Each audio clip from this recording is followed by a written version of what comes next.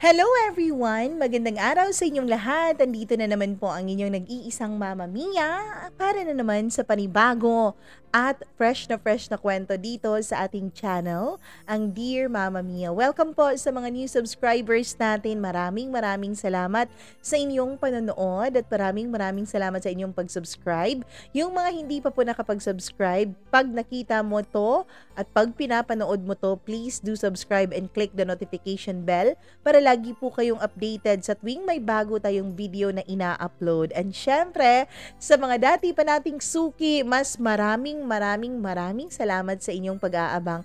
Kahit na Saturday ngayon, kahit na meron kayong mga ginagawa sa buhay-buhay nyo, inaabangan nyo pa rin ang ating mga kwento. Maraming thank you po sa inyo. Nako, lubos po ang pasasalamat ko sa inyong lahat. At lubos po ang aking mamahal sa inyo dahil minamahal nyo rin po ako. Maraming salamat po. Syempre, hello po kay Rhea Gonzaga sa kaniyang hobby na 2nd or 22nd anniversary nila ngayong araw na ito. O kahapon, March 16. Ngayon! Yes, March 16. Ayun, maraming salamat po sa inyong panonood at maraming salamat din sa pagpapa-shoutout. Hello naman kay Ana Ramiro. Maraming thank you sa iyo, Ana. Sweetie May Patubay, maraming salamat. Josel Gacho, thank you so much sa mga taga-Kingdom of Saudi Arabia. Maraming salamat sa inyo. Liza Chen, late ka raw. Jeneline Mendez, Jen, maraming thank you, Jen. Mayen Miller, ayan, maraming salamat sa iyo. Arha de Bragais, maraming salamat din. Joanna Andres, Trish Madrigal, thank you so much, Trish, sa iyong pakikinig. Avery, maraming salamat sa iyo, Avery. At sa lahat ng mga nagbibigay ng payo sa ating mga letter senders, maraming thank you po. May mga iba sa ating letter senders na bumabalik talaga para magpasalamat dahil meron daw silang mga natututunan, lalong-lalo na dun sa mga nagko-comment, kanya-kanyang mga opinion. Yun naman ay kanilang pinagtitimbang kung ano talaga ang kanilang gagawin sa kanilang mga pinagdadaanan at sa kanilang mga problema. Roslyn Valencia, Corneli Glass from Frankfurt, Germany. Salamat po. Ayun, maraming salamat din kay sa asawa ni Giselle na si Roy. Maraming thank you. Farah from Dubai, maraming salamat. Emily Lacuesta, thank you so much, Emily. Sa mga taga UAE, ayun, hello po sa mga taga Kingdom of Saudi Arabia, sa mga taga Dubai, mga taga UAE, taga Riyadh, lalong-lalo na yung mga kapatid nating Muslim na nakikinig ngayon, Ramadan daw sa kanila. Maraming salamat po. Merong iba na nakakapag-absent dahil busy raw. Okay lang yan. Balikan nyo na lang. Marjorie Mortelia, maraming thank you, Marjorie. Nepi, ayun, first time kong nabasa yung pangalan mo, Nepi. Hello sa'yo. Jessa Tamayo, maraming salamat, Jessa. Sa mga taga Hong Kong, hello po. Maraming thank you din kay Jocelyn's channel. Merchy Vlog Bukalig, salamat Merchy Vlog. Lectar Silasor, salamat din sa iyo, Lectar. And syempre kay Rose Garden Vlog, maraming salamat. Maraming thank you din kay Gimaras Girl, Baby Jane Atayde. Sino pa ba ito? Gail, maraming salamat. Liza Sitoy, ayun, parang first time kong mabasa si Liza or Liza Sitoy. Susana Bazer, maraming thank you, Susana. Jamie Rodriguez, Yabeb's Vlog, ayun, maraming salamat po. Emily Ibanez, Yabeb's Vlog, sabi niya, tapos na raw na panoorin ng lahat. Talaga ba? Marami yan na. Mukhang 200 plus or 300 plus na tong mga kwento na ina-upload natin. So maraming salamat sa inyo. Christina Sison, thank you so much. May Joy Sitapiro, maraming salamat. Ayan, Mama Rinon, thank you so much, Mama Rinon. Sa mga taga Cagayan Valley nga pala, hello sa inyo, mga taga Rizal, mga taga Tagaytay, mga taga Bulacan, mga taga Bataan, taga Batangas, taga Pampanga. San pa ba yun? Mga taga Quezon City, syempre. Pasig City, maraming salamat. Sa mga taga Nueva Vizcaya. Nueva Ecija, thank you so much sa inyo. Sa mga taga Mindanao, maraming salamat po. At sa mga taga Visayas, thank you so much. Glimar Bailon, maraming thank you. Maria Feherodias, thank you so much din. Dan Resma, maraming salamat Dan. Pangatlo na raw niya, hindi pa na siya shout out. Hello po Dan. Jonathan Pintinio, maraming salamat. Ayan, from Buena Vista, Quezon Province.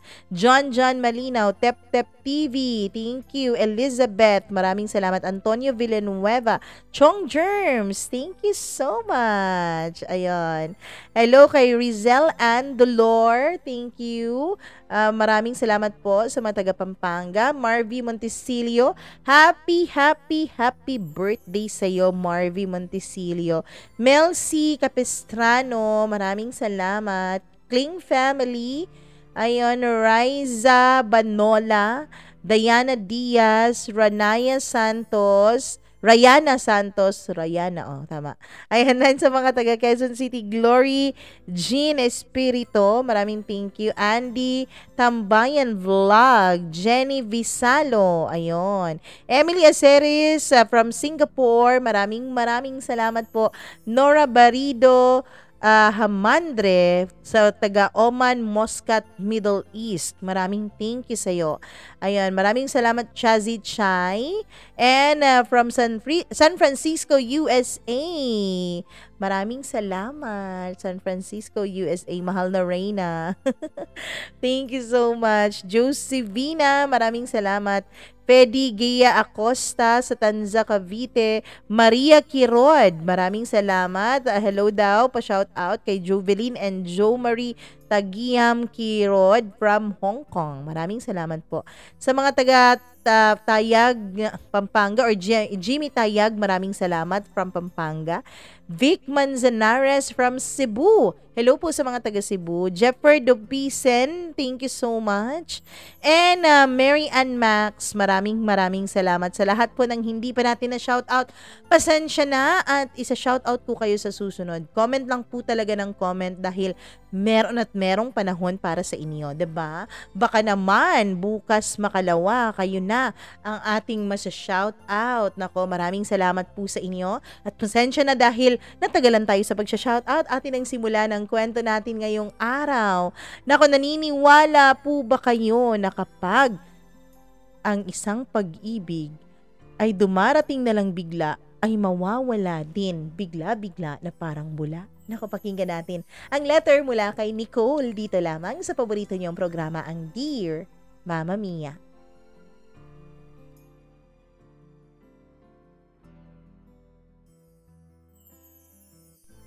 Ang pag-ibig raw ay parang isang magnanakaw. Dumarating nang hindi mo inaasahan at umaalis na lang nang hindi man lang nagpapaalam. Dear Mama Mia, a blessed morning sa inyong lahat, lalong-lalo na yung mga nakikinig at nag-aantay talaga ng iyong mga upload araw-araw kagaya ko. Mama Mia, halos mag-iisang taon na rin akong tagapakinig ng iyong YouTube channel na Mama Mia CDO. Noon po, Mama Mia, ay paborito ko po talagang makinig ng iba't ibang mga kwento dito sa YouTube.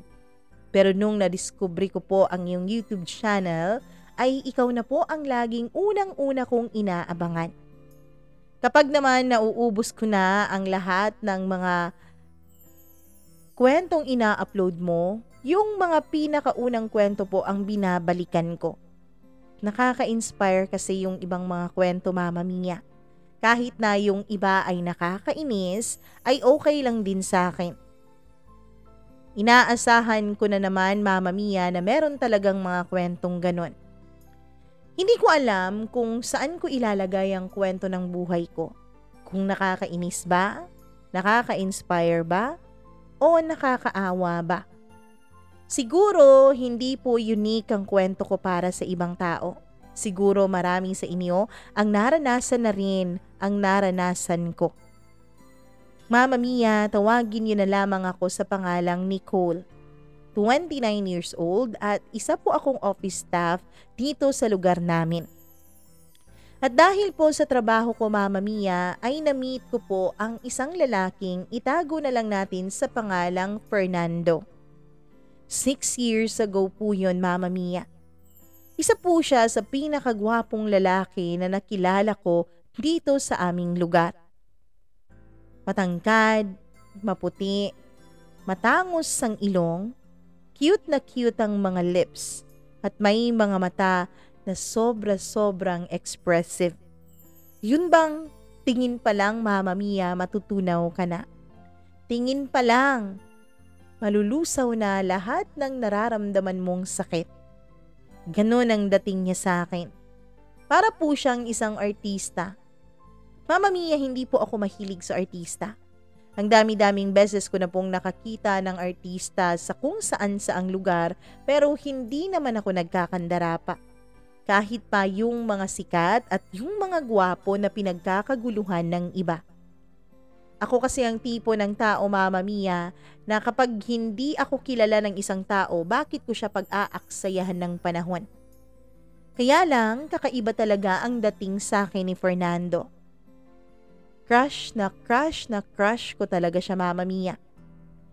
Nung unang araw pa lang ng pagpasok ko ng trabaho ay alam ko na marami ang nagkaka-crush sa kanya. Hindi kasi talaga ako madaling ma-attract sa isang tao. Kaya alam ko, Mama Mia, nagwapo talaga si Fernando. Na may kakaiba din sa kanya, hindi lang ang kanyang itsura. Meron namang mga artista na mas gwapo sa kanya sa personal na nakita ko na. Kaso lang, Mama Mia, iba ang dating ni Fernando. Iba ang dating niya sa akin. Para bang nangungusap ang kanyang mga mata. Para bang bawat kilos niya ay nagre-react ang buo kong katawan. Mama Mia, he is every bit of a Prince Charming para sa akin. Oo na, aaminin ko na. Nakakahiya man, pero bata pa lang ako ay mahilig na ako sa mga fairy tales. Bata pa lang ako ay ine-imagine ko na magkakaroon ako ng sarili kong fairy tale sa buhay.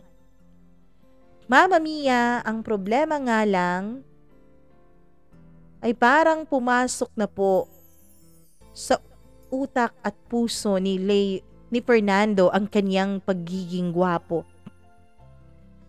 Oo, Mama Mia. Para pong alam na alam niyang gwapong-gwapo siya. Alam na alam niyang kahit sinong babae ay maaakit niya. Alam na alam niyang makukuha niya ang kahit sinong magustuhan niya. Paano ko nasabi yun?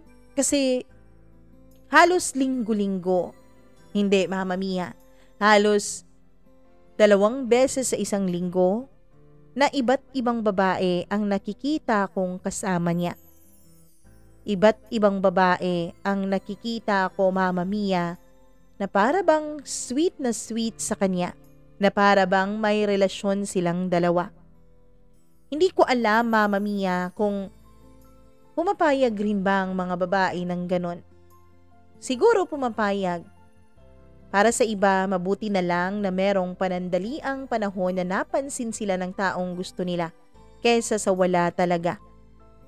Mama Mia, kung naging babae pa sana si Fernando, sigurado ako, marami na siyang nagiging anak sa iba't ibang lalaki. Malandi po kasi talaga siya. Kahit sino na lang nilalandi niya. Yung mga babae naman ay kilig na kilig kahit na alam at kitang-kita naman na pinapasakay lang sila ni Fernando. Pero kung sa bagay, gwapo naman talaga siya, Mama Mia. Kaya naman, kung tutuusin, ay may karapatan din siyang maging isang playboy.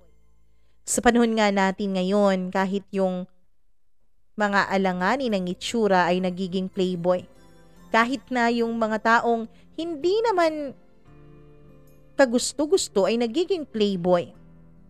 Kaya naman, hindi na rin katakataka na ang mga gwapong katulad ni Fernando ay playboy din. Mas mabuti na raw, sabi nila, na gwapong playboy. Kesa sa alanganin na nga, hindi na nga kagwapuhan, playboy pa. Mama Mia, alam ko po na dapat ay umiwas na ako kay Fernando. Dapat protektahan ko na ang sarili ko. Dapat una kong mahalin ang sarili ko at umiwas na sa isang lalaking alam kong sakit lang ang maidudulot sa puso ko. Mama Mia, alam ko kung ayaw kong maging biktima at masali sa mga listahan ng babaeng napaiyak na niya. Mga babaeng naikama na niya. Pero ewan ko ba, kahit na nagagalit ako sa kanya, Mama Mia, kahit na ayoko sa kanya dahil playboy siya, ay hindi ko naman talaga mapipigilan ang puso ko. Mama Mia, sa tuwing nandyan siya sa tabi, ay nag-a-act ako na para bang hindi ko siya gusto. Umaarte ako, Mama Mia, na para bang hindi ko siya nakikita. Na para bang isa lang siyang hangin sa akin. Na para bang hindi talaga siya nakakaapekto sa pagkatao ko.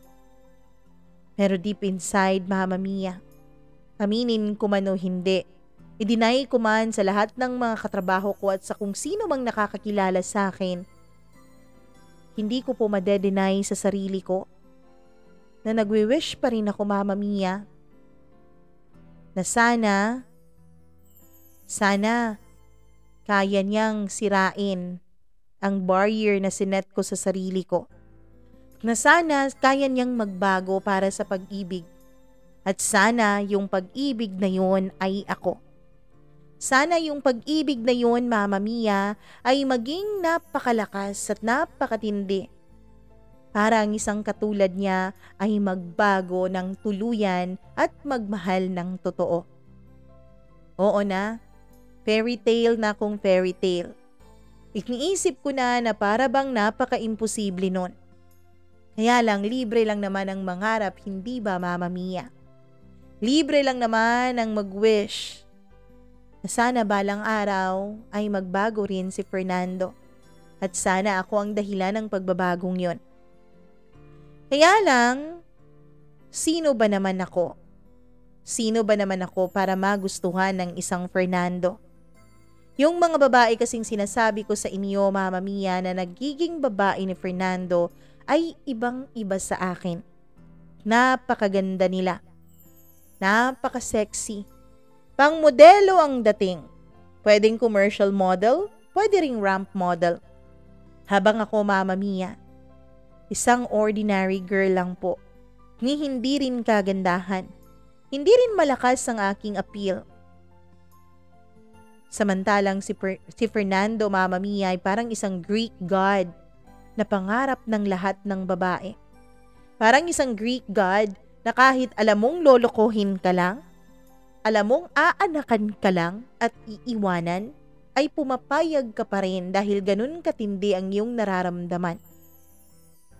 Kaya naman, Mama Mia, alam ko na hanggang pangarap lamang ang makasama si Fernando. Alam kong kahit na umaarte ako na hindi siya nag-i-exist, ako, Mama Mia, alam kong hindi talaga ako nag-i-exist sa buhay niya at maging sa mga babaeng iniisip niyang maikama. Kaya naman hanggang pangarap lamang ako. Hanggang tingin lamang ako mula sa malayo. Nagugustuhan at minamahal ko si Fernando mula sa malayo, Mama Mia. Tinatago ko na lamang ang damdamin ko para sa kanya. Ayoko kasi na magkaroon pa ng kakaibang namamagitan sa aming dalawa.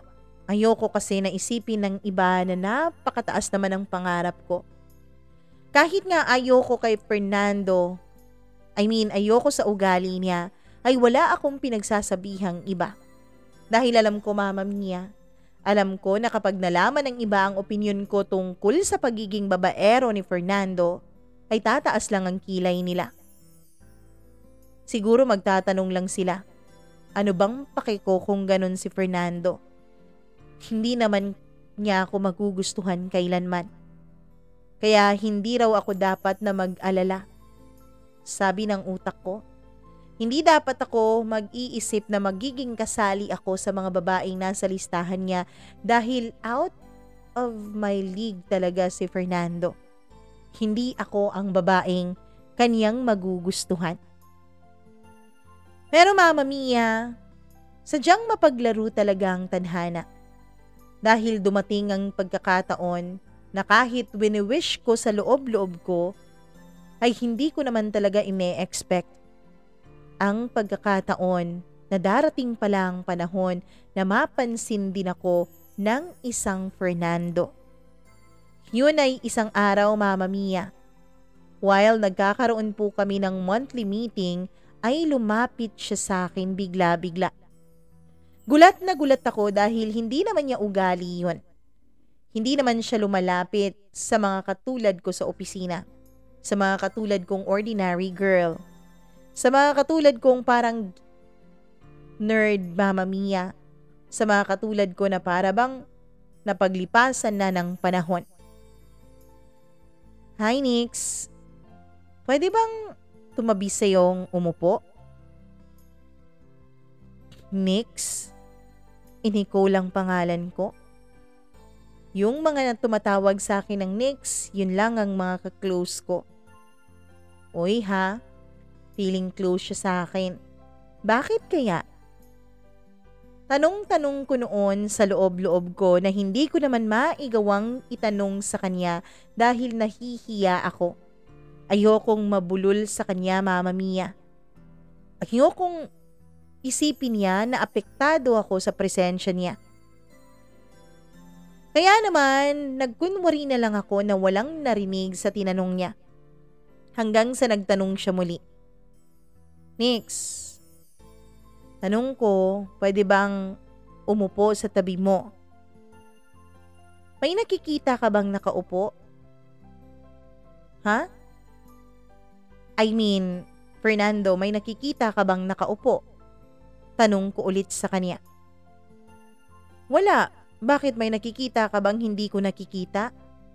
Balik naman niya sa akin na tumawa pa. Alam mo, napaka-pilosopo mo. Walang nakaupo dyan dahil kung meron, dapat kanina pa may nakaupo dyan. Pwede ka namang umupo kahit saan mo gusto, Fernando. Hindi naman ako ang may-ari ng mga properties dito. Sabi ko sa kanya na hindi ko maiwasan ng magtaray dahil pakiramdam ko ay pinagtatawanan niya ako. Napakatapang mo naman, Nix. Nagtatanong lang yung tao. Alam mo, napakamalas ko naman.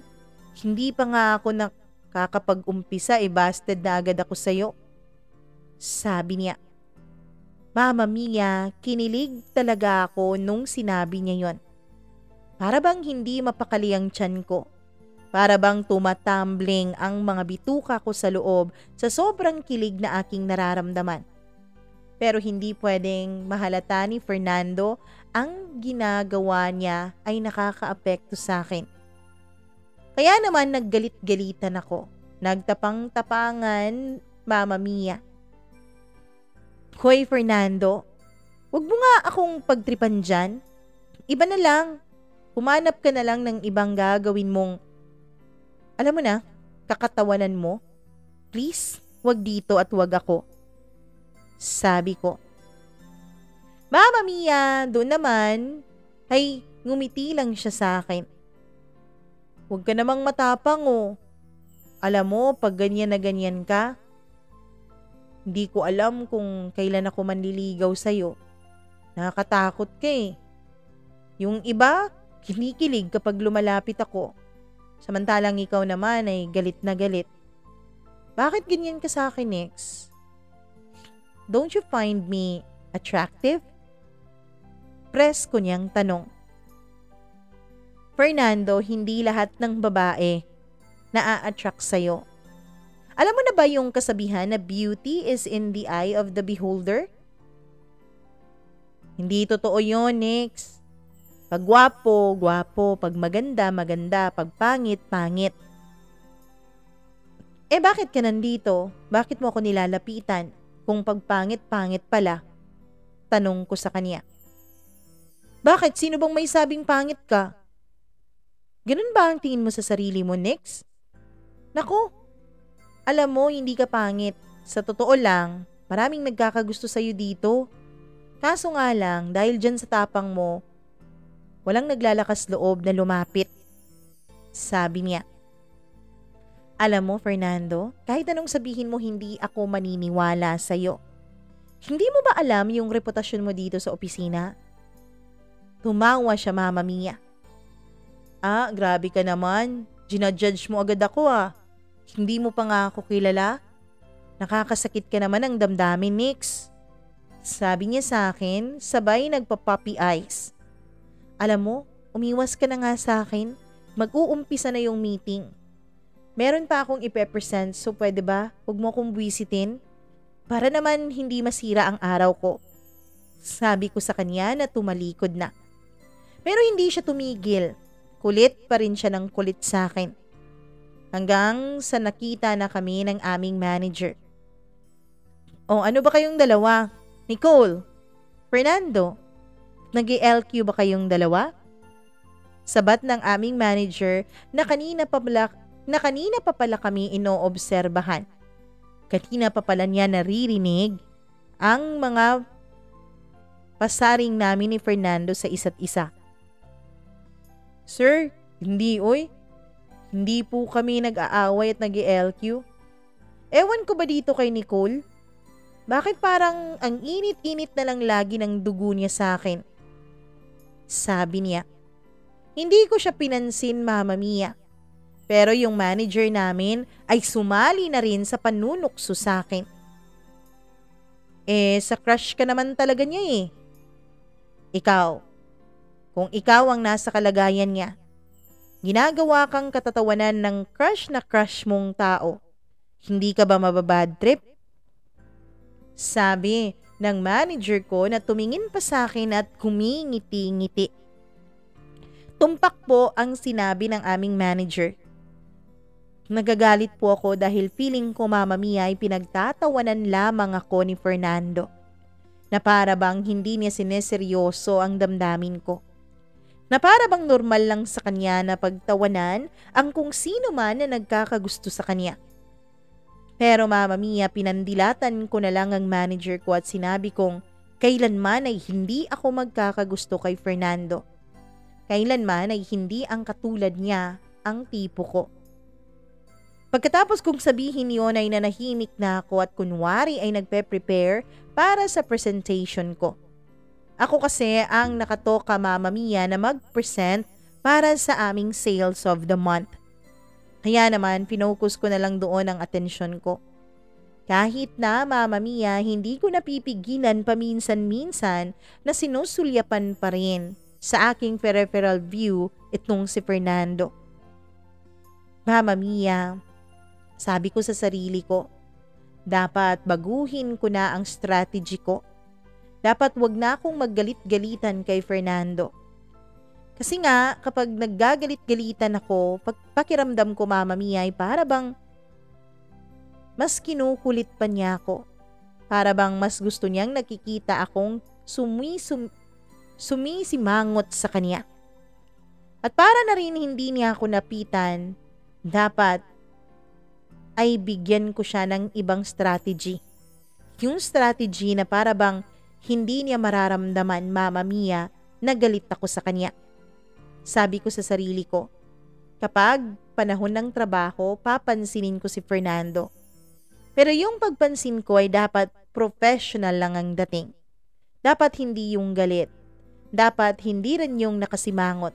Dapat hindi rin yung parang nandidiri ako sa kanya at parang nilalayuan ko siya. Dapat kapag nasa trabaho, pinapansin ko siya na civil lamang at professional lamang. Pero kapag wala na sa trabaho, dapat hindi ko siya pinapansin. Kapag break time, kung pwede lang ay iwasan ko lahat ng mga lugar sa opisina na pinupuntahan niya. Sabi ko nun sa sarili ko, bibili ako ng thermal tumbler. Para naman pagdating ko pa lang sa opisina ay magtitimpla na ako ng kape. Para tuwing break time ay hindi na ako pupunta pa sa pantry at hindi na kami magpapang-abot pang dalawa. Sabi ko noon sa sarili ko, Mama Mia, na iiwasan ko talaga ang mga panahon na pwedeng makalapit sa akin si Fernando. Pero Mama Mia, nung ginawa ko yun, pakiramdam ko ay parang mas lalong nagpursigi itong si Fernando na mapansin ko. Para bang lapit ng lapit na noon siya sa akin. Na para ba Mama Mia, pakiramdam ko sa loob-loob ko, hindi kaya totoo ang sinasabi niya? Hindi kaya totoong may balak siyang ligawan ako? Winawaglit ko yun sa isip at puso ko. Bakit naman niya ako liligawan? Bakit naman niya ako lalapitan? Sino naman ako para gawin niya yun?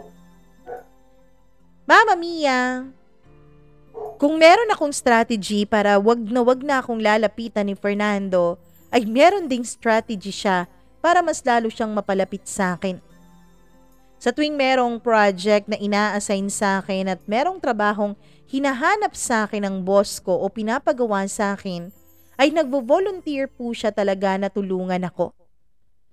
Boss, wala naman po akong ginagawa. Pwede bang tumulong na lang ako kay Nicole? Parang masyado na siyang maraming ginagawa eh.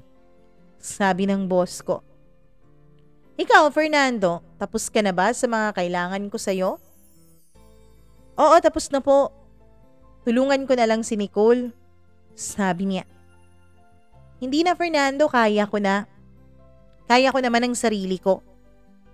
Alam ko naman, Nicole, na kaya mo.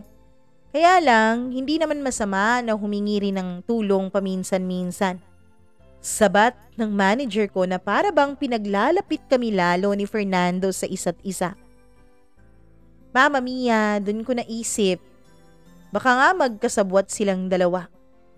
Sa totoo lang, ay kilig naman ako sa loob-loob ko. Paano naman ako hindi kikiligin sa idea na baka nagpatulong pa talaga si Fernando sa manager namin para lang mapansin ko siya. Hanggang sa ang pagtulong-tulong niya sa akin, Mama Mia, hindi ko namamalayan na yun na pala ang nagiging daan para unti-unti ay magiging close kaming dalawa ni Fernando sa isa't isa. Mama Mia, sa tuwing may pinapagawa sa akin ng boss ko at sa tuwing tumutulong sa akin si Fernando, ay lagi niyang tinatanong ang opinion ko. Marunong ka naman yan, di ba? Gawin mo na lang. Ikaw kasi, volunteer ka pa ng volunteer na tulungan ako. Kaya gawin mo na lang please, wag mo na akong tanungin. Sabi mo nga, marami akong ginagawa. Sabi ko pa sa kanya. Nix, hindi naman ganun yun. Tutulungan kita pero gusto ko style mo pa rin ang masunod para sa mga reports na ganito. Dahil 'di ba? Para naman wag isipin ng iba na hindi ikaw yung gumawa. Magkaiba kasi tayo dalawa ng style. At tsaka iba po itong department na hinahandle mo kaysa sa department ko. So ano, Fernando? Suko ka na ba? Tinatanggap mo na ba na hindi mo kaya ang trabaho ko? Sabi ko na may halong pagbibiro. Doon ay tumawa siya. Ikaw marunong ka nang magbiro. Marunong ka na nakantsawan ako. Pero oo, aaminin ko.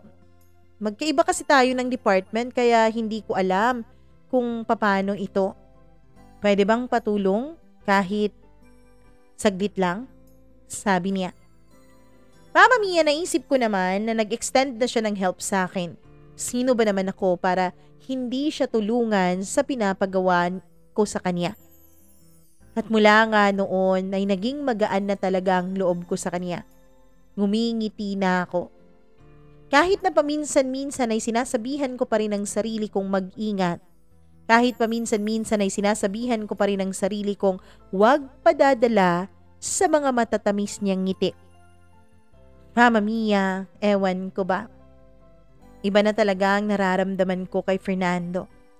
Kaya naman, nung tinanong na niya sa akin ang personal cellphone number ko, kahit na nagdadalawang isip ako, ay binigay ko na yun sa kanya. Mama Mia, maging siya, ay kinuha ang cellphone ko at sinave ang sarili niyang number doon. Good night, Nix. Salamat sa company kanina ha. Salamat pala sa tulong mo kanina sa trabaho. Sleep tight. Mwah. Yan ang first ever text message na natanggap ko mula kay Fernando. Na nakakahiyaman, Mama Mia. After 6 years, ay nakasave pa rin sa cellphone ko. Kaya imbis na makatulog ako ng mahimbing, imbis na makakuha ako ng maganda-gandang tulog dahil pagod ako sa trabaho, ay para bang hindi natuloy ako makatulog, Mama Mia. Para bang hindi ako inaantok at para bang mas na-energize pa ako mula nung mabasa ko ang text message na yon. Lagi na lang siyang nasa isip ko. Mama Mia, hindi ako makatulog sa kakaisip kung paano kaya ang pakiramdam na maging isang girlfriend ng isang Fernando. Paano kaya ang pakiramdam na mapansin din niya, na mahalin din niya. Hindi ko alam kung anong oras na ako nakatulog. Naririnig ko na ang kaluskos ng mga manok. Naririnig ko na ang mga manok ng kapitbahay namin na tumitilaok. Para bang maaga na. Para bang madaling araw na. Pinilit ko na lang ang mga mata kong antukin. Uminom ako ng gatas at kung ano-ano pa hanggang sa makatulog ako. Mama Mia, nung gumising ako the next day, ay para bang nagbago ang lahat sa paligid ko. Hindi ko alam, pero totoo pala ang sinasabi nila, Mama Mia, na kapag kinikilig ka, na kapag inspired ka, lahat ng nakikita mo sa paligid mo ay maganda. Lahat ng nakikita mo sa paligid mo ay nakakatuwa. Kahit pa yung mga bagay-bagay na karaniwan ay nakakabwisit para sa iyo, ngayon ay wala ng effect. Kahit pa ang mga bagay-bagay na karaniwan ay nakakagalit sa iyo, ngayon ay para bang magaan na lang. Nag-iba ang paligid ko, Mama Mia. Mas nagkaroon ako ng excitement na pumasok sa trabaho. Mas nagkaroon ako ng inspirasyon. Napansin nga yun ng mga kaibigan ko, lalong-lalo na ng pamilya ko. Hindi na raw ako kasing bugnutin noon. Yung kapatid ko nga, Mama Mia, kapag humihingi ng pera, ay tinatanong ko na lang kung magkano. Dati kasi ay nagagalit talaga ako kapag humihingi siya ng higit pa sa allowance niya. Kung ano-ano na lang ang sinasabi ko. Para akong isang nanay na nagbubunga nga sa kapatid ko sa tuwing may hihingin siya sa akin. Pero ngayon, Mama Mia, parang mas na-inspired ako. Para bang naramdaman ko na walang makakasira ng araw ko. Lalong-lalo na kapag magkasama pa kami ni Fernando sa opisina. Lalo na kapag sabay kaming nagla-lunch dalawa at sabay kaming lumalabas ng office. At hinahatid niya ako sa sakayan papunta sa amin. Mama Mia, kakaiba na talaga ang damdamin ko para kay Fernando. Hanggang sa isang araw, nagulat na lamang ako nung sinabi niya na aantayin na lang niya ako sa labas. Sabi niya mag-early out raw siya. Bakit mo pa ako aantayin sa labas kung mag-early out ka pala? Baka may lakad ka, okay lang naman. Sabi ko kahit na ang totoo ay hindi ko malaman kung madidismaya ba ako dahil hindi kami magkasabay na mag-out sa office. O kikiligin ba ako dahil kahit na naka-early out siya ay aantayin pa rin niya ako sa labas. Hindi ko na alam ang mararamdaman ko noon. Pero ang sabi niya, Mama Mia, may aasikasuhin lang daw siya, mabilis lang, at ayaw na niyang pumasok pang muli sa office. Kaya naman, Mama Mia, tinapos ko na lang ang trabaho ko. Pagkatapos, mga 5:10 na akong lumabas dahil meron pa akong sinasubmit na report. Paglabas ko, Mama Mia, ay wala naman si Fernando doon. Naisip ko na baka umuwi na siya. Naisip ko na baka biro lang yun. Naisip ko, Mama Mia, na baka pinapasakay lang ako ni Fernando. Kaya naman, bumuntong hininga na lang ako ng malalim. Pinapakalma ang nararamdaman ko dahil sa totoo lang ay parang iiyak na ako noon. Mababaw kasi talaga ang luha ko, Mama Mia. Emotional po akong babae. Kaya naman, lumakad na lang ako papunta sa sakayan ng jeep. Pero dun pala ako masosorpresa. Dun pala nakaantay si Fernando sa akin. At hindi lang basta nakaantay, Mama Mia. May dala pa talaga siyang bouquet of roses. Hindi ko na naitago ang kilig ko, alam ko. Dahil naramdaman ko na ang pag-iinit ng magkabila kong pisngi. Kaya alam ko, Mama Mia, na nagbablush na ako nung mga panahon na yon.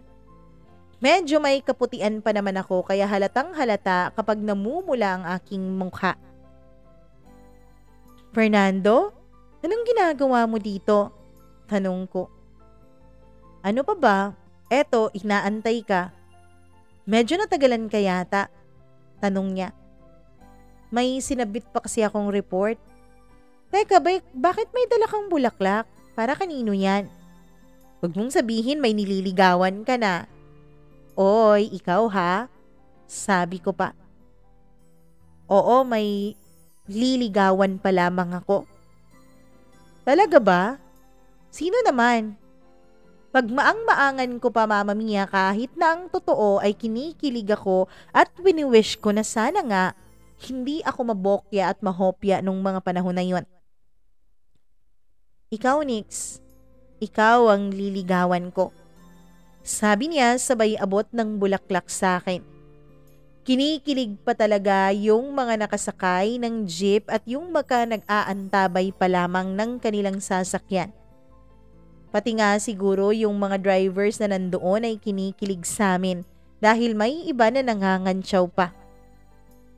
Mama Mia, ganun pala ang feeling kapag nililigawan ka ng taong mahal mo, ng taong gusto mo.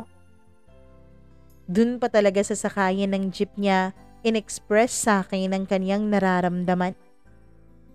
Mahal kita, Nix.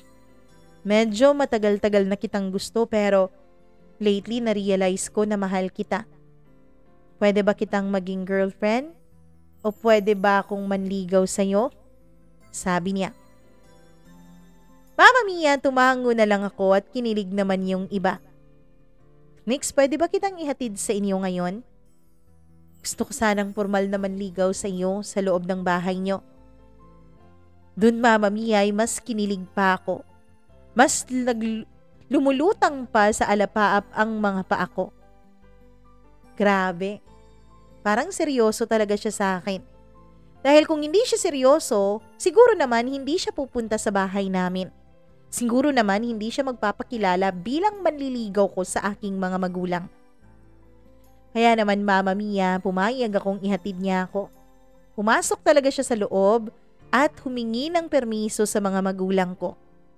Natuwa naman ang mga magulang ko, Mama Mia, dahil napakabait daw na bata ni Fernando. Kaya naman, nung paalis na siya, ay hinatid ko siya sa labas ng bahay. At dun ko rin binigay sa kanya ang matamis kong oo. Oo na, Mama Mia. Halos 2 oras pa lang ang lumilipas mula nung manligaw siya sa akin ay sinagot ko na siya kaagad. Choosy pa ba ako? Siyempre hindi na. Oo na agad, Mama Mia, dahil mahal ko naman talaga siya. Matagal ko naman talaga siyang gusto. Kahit na alam ko, Mama Mia, kahit na may bahagi sa sarili ko, ang wina-warningan ako dahil pwede akong masaktan ni Fernando. Ang sabi nga ng iba, ganun naman talaga kapag nagmahal ka. Masasaktan at masasaktan ka talaga. Kahit na hindi pa sasadyain ng taong minamahal mo. Pero ako, Mama Mia, hindi ko na naiisip yung ganun. Sure, merong sumasagi paminsan-minsan sa isip ko, kaya lang, mas nanaig talaga ang nararamdaman ko para kay Fernando. Hindi ko na mapigilan ito. Mas lalo kong pinipigilan ay mas lalo lang tumitindi ang pagmamahal ko sa kanya. Ako lang din ang mahihirapan.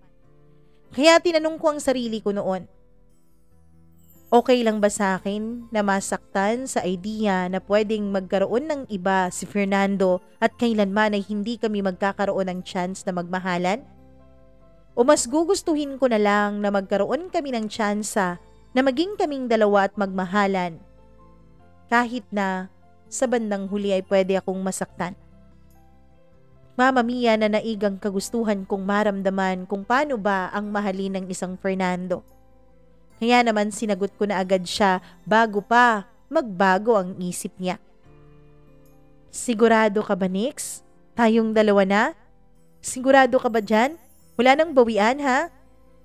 Paulit-ulit niyang tanong. Oo nga, sigurado na ako.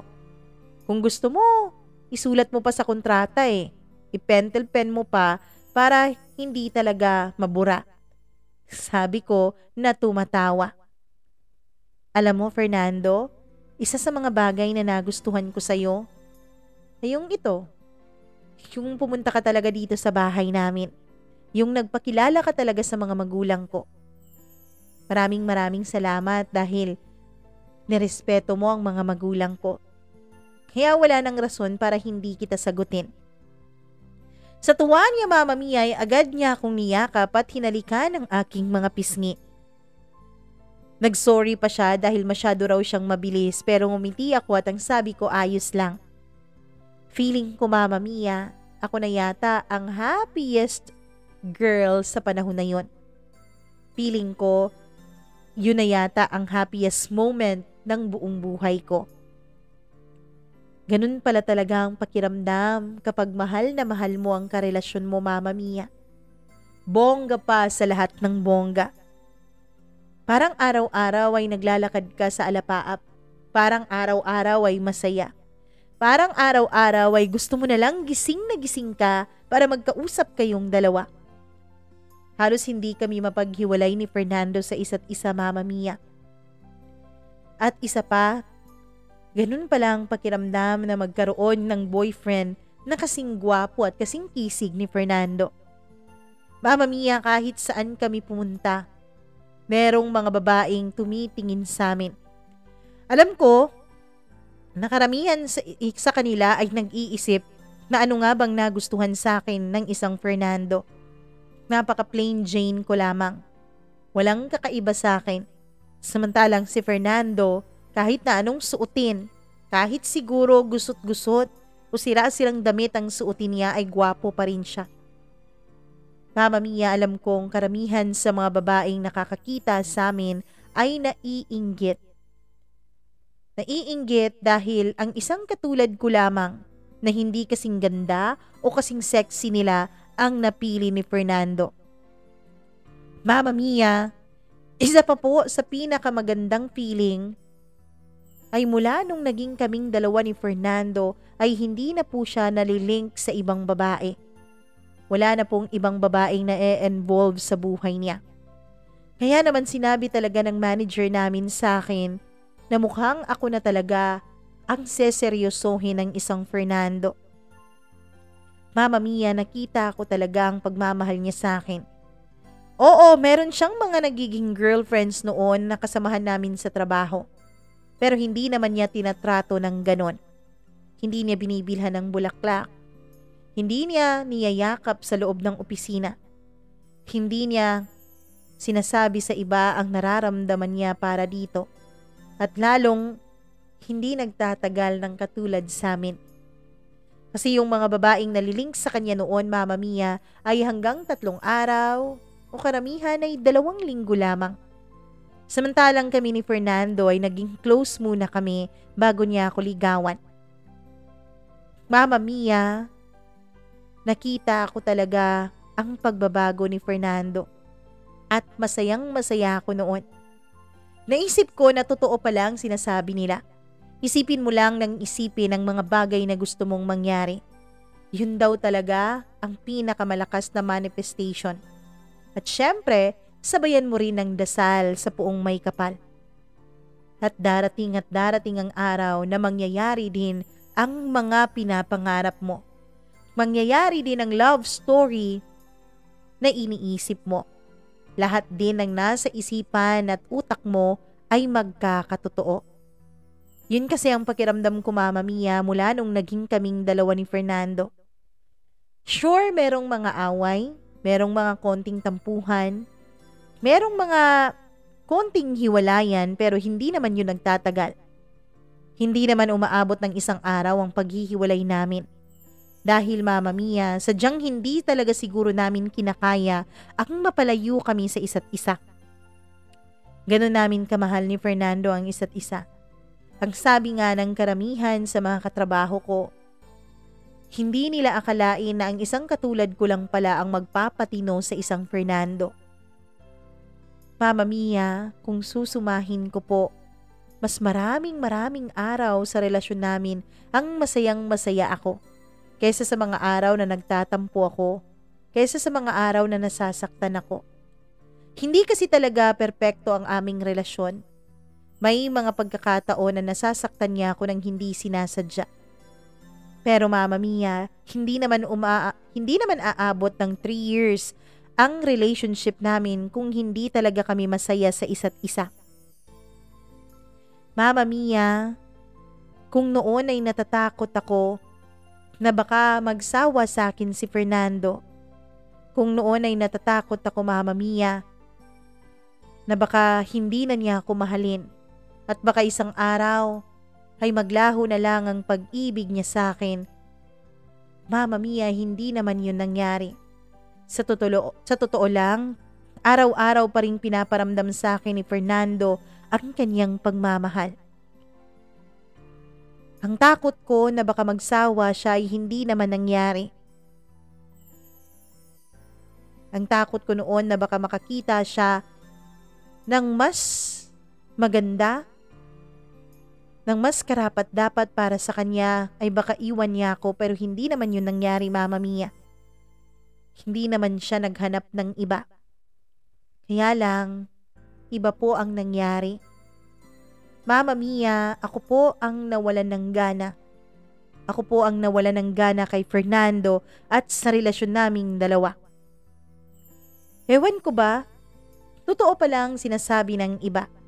Darating talaga ang isang araw na parang paggising mo ay wala ka na lang nararamdaman sa partner mo. Nangyari ang lahat ng ito Mama Mia 1 taon matapos kaming mag-live-in dalawa ni Fernando. Oo, nagli-live-in na kaming dalawa. At dahil sa pagli-live-in namin ay para bang mas lalo akong naging pamilyar sa kanya. Nakikita ko na ang mga pagkukulang niya. Hindi pala siyang perpektong Fernando na ine-imagine ko dati. Hindi pala siyang perpektong Fernando na nasa utak at isip ko. Bakit ganon? Sa tuwing may nadidiskubre akong hindi maganda tungkol sa kaniyang pagkatao at ugali, ay para bang mas nababawasan ang pagmamahal ko sa kaniya. Isa sa mga hindi ko talaga nagugustuhan sa kanya Mama Mia ay ang pagiging tamad niya sa mga gawaing bahay. Oo, tumutulong naman siya. Oo, minsan nga Mama Mia ay sabi niya ay mag-hire na lang kami ng maglilinis at maglalaba. Sabi niya ayaw niya raw na mapagod kaming dalawa dahil pareho naman kaming nagtatrabaho. Nung una ay okay pa sa akin yun. Pero habang tumatagal ay hindi ko na nakikita ang future ko kasama siya. Paano pala pag nagkaanak na kami? Ganito pa rin ba siya? Tamad pa rin ba siya? Hindi ko na alam Mama Mia. Pero unti-unti ay nawawalan ako ng gana sa kanya. Kahit na nilalambing niya ako, may paminsan-minsan ay nagigilty ako dahil nagagalit ako kapag niyayakap niya ako. Naiinitan at naaalibadbaran ako. Mama Mia, wala naman po akong nahanap na iba. Wala akong ibang lalaki. Wala akong ibang nagugustuhan. Basta ko na lang naramdaman yung ganito. Yung parang hindi ko na mahal si Fernando. Yung parang ayoko nang nakakasama siya sa iisang bubong. Hindi ko alam kung nararamdaman din niya yun. Hindi ko alam kung nararamdaman niya ang pagsasawa ko sa kanya. Pero Mama Mia, ilang buwan na rin po akong nagtitiis sa ganito. Ilang buwan na rin po akong nagtitiis na para bang nagbabago na lahat sa mundo ko. Tinitimbang ko po yung nararamdaman ko at yung magiging desisyon ko Mama Mia. Kasi sa totoo lang, natatakot din ako. Natatakot ako na baka kapag kung ano man ng magiging desisyon ko, baka yun ay pagsisisihan ko sa huli. Baka kapag iniwan ko na lang si Fernando at nagpaghiwalay ako sa kanya, Baka magsisi ako. Baka matulad ako sa iba niyong mga letter sender na nagsisi sa huli dahil pinagpalit niya sa iba o iniwanan niya ang taong nagmamahal sa kanya. Ayokong mangyari sa akin yun, Mama Mia. Ayoko po na pagsisihan ng mga desisyon ko pagdating ng araw. Pero Mama Mia, naiisip ko rin, kung hindi na talaga babalik ang nararamdaman ko para kay Fernando, paano kung mas maraming taon pa ang masayang sa buhay ko? Paano kung mas maraming mga bagay pa ang mapapalagpas ko dahil sa takot ko na baka pagsisihan ko ang magiging desisyon ko sa huli? Mama Mia, nararamdaman ko rin po na nararamdaman na rin ni Fernando ang pagbabago ng ugali ko. Pero kahit na anong ginawa ko, Mama Mia, kahit na pinaparamdam ko sa kanya paminsan-minsan na baliwala na lang siya sa akin, pero hindi pa rin niya pinaparamdam sa akin na ayaw na niya. Mas lalo pa siyang nag-e-effort, mas lalo pa niyang pinaparamdam ang pagmamahal niya. Ewan ko ba, Mama Mia, alam ko po, I'm being unfair to Fernando. And I know how hard he tried para masave po ang relationship namin. Mama Mia, mas lalo po niyang pinaparamdam sa akin na mahal niya ako. Mas lalo po niyang pinaparamdam sa akin na chini-cherish niya ang relasyon naming dalawa. Hanggang sa isang araw, ay tinanong ko siya kung masaya pa ba siya sa relasyon namin. Oo naman, masaya naman talaga ako kapag magkasama tayo, mahal. Sabi niya. Fernando, paano kung hindi na kasing saya ng dati ang relasyon natin? Mahal, ang kasiyahan naman, tayo ang pumipili niyan eh. Tayo ang gumagawa ng paraan para maging masaya tayo. Bakit ikaw? Hindi ka na ba masaya sa akin? Hindi ka na ba masaya sa relasyon natin? Tanong niya. Mama Mia, nung tignan ko ang mga mata niya, ay nakita ko po ang pagmamakaawa. Hindi ko lubos maisip na ang isang katulad niya, ang tinitingala ko dati, ang crush na crush ko dati, ang lalaking dati ay boses pa lang ay apektado na ang buong katawan ko. Ngayon ay parang wala na akong nararamdaman. Parang awa na lang.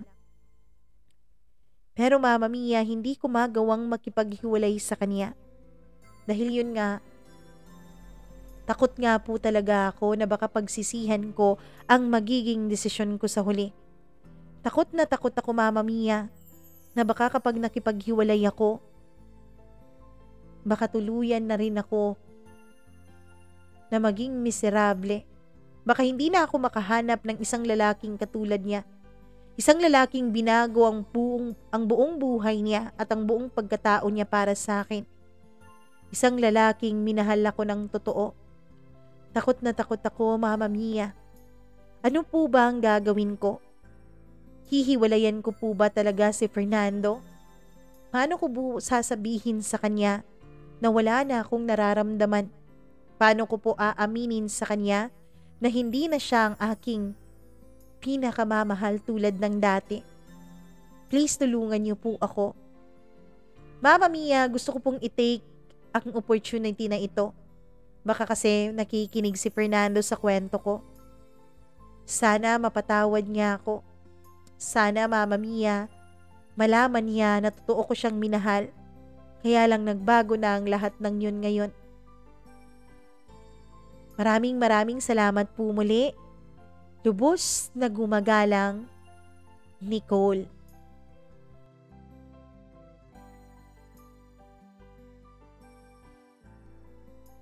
Nako, Nicole, para kang para kang naging lalaki ng relasyon ninyong dalawa ni Fernando, no? Ikaw yung nagsawa, ikaw yung humindi, ikaw yung tumigil sa pagmamahal.